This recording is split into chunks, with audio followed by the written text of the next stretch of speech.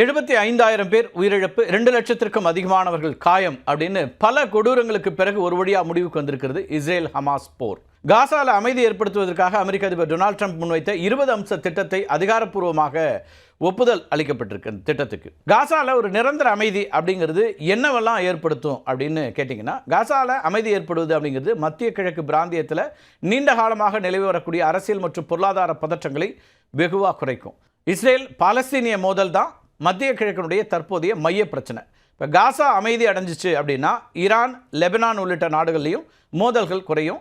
Jordan, எகிப்து, Saudi Arabia, ஐக்கிய அரபு அமீரகம் அப்படின்னு அரபு நாடுகள்லாம் காசாவுடைய மறுசீரமைப்பு மற்றும் எதிர்கால நிர்வாகத்தில் பங்கேற்பதற்கான ஒரு வாய்ப்பு கிடைக்கும்.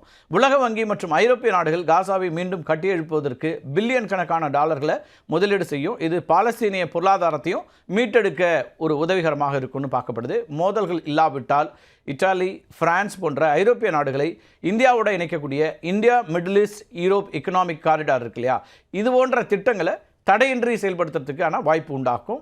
மத்திய கிழக்கில் அரசியல் ஸ்திரத்தன்மை ஏற்பட்டுச்சுன்னா சுற்றுலாத்துறை செழிக்கும்.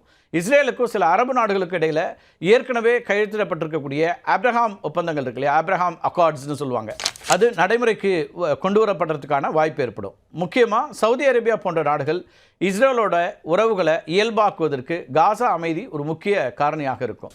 காசாவில் அமைதி ஏற்பட்டுச்சுன்னா இரு நாட்டு தீர்வுக்கான, அதாவது 2 ஸ்டேட் சொல்யூஷன் பேச்சுவார்த்தைகளை மீண்டும் தொடங்குவதற்கான வாய்ப்பு ஏற்படும். காசா அமைதி அப்படிங்கிறது சண்டையின் முடிவை மட்டும் இல்லாமல் மத்திய கிழக்கு நாடுகளிடையே ஒரு புதிய சகாப்தத்தை, அதாவது பாதுகாப்பு, பொருளாதார ஒத்துழைப்பு, அது மட்டும் இல்லாமல் அமைதியான அரசியல் உறவுகள், இதையெல்லாம் ஏற்படுத்தக்கூடிய வாய்ப்பை உண்டாக்கும். புதிய மத்திய கிழக்கின் உதயத்திற்கு அடித்தளமாக இது அமையலாம் அப்படிங்கிற எதிர்பார்ப்பு இருக்கிறது.